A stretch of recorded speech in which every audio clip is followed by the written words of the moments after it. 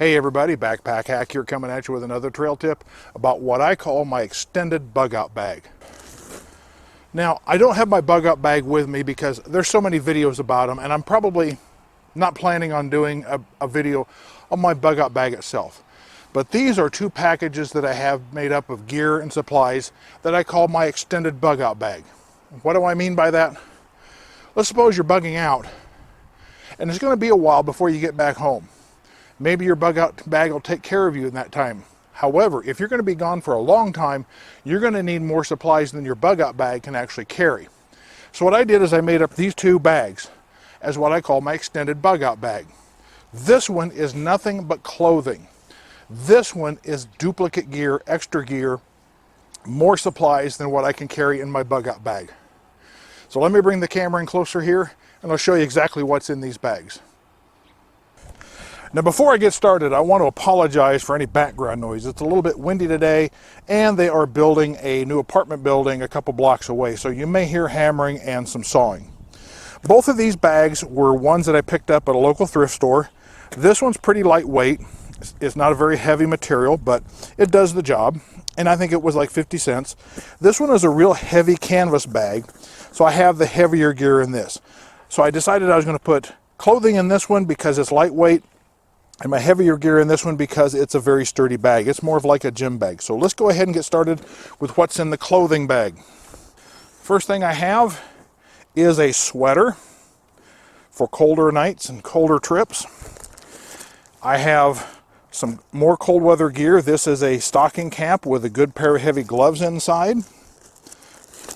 I have a long sleeve flannel shirt, and a lot of this is labeled as to what's in it, so you can see what it is.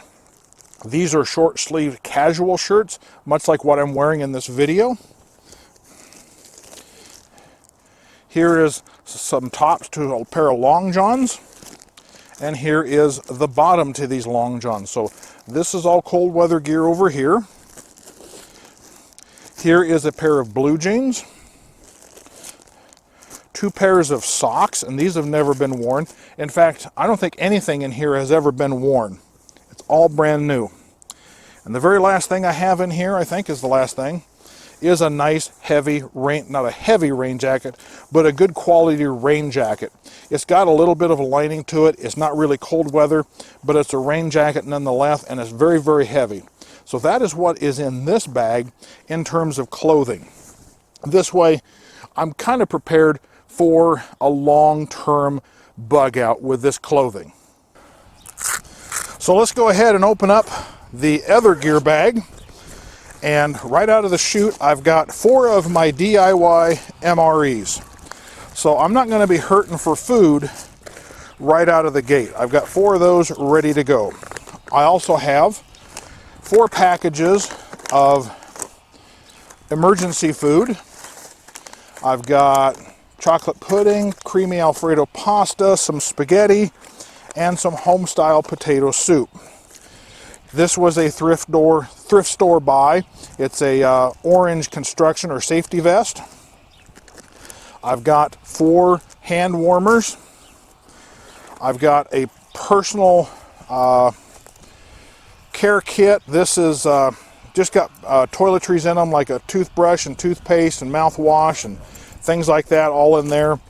I've got a no-seam mesh addition for my hat. I've got some extra water bottles.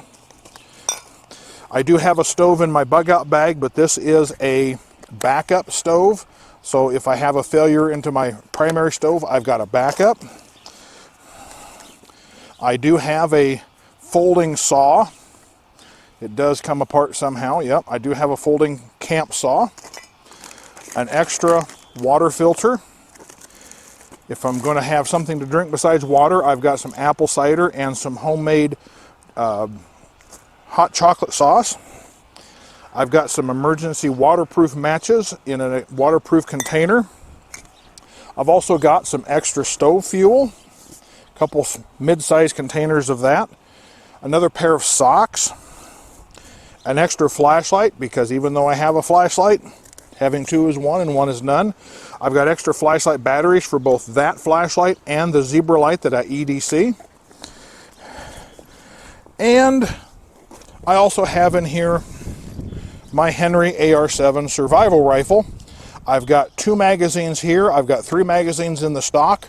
Plus, with a magazine that I carry in my Bugout bag and the extra ammo, I think I've got about 100 rounds between this and my Walther P22. Here in the side compartment, I even have more ammo yet. I've got 2 100-round containers of some CCI mini mags.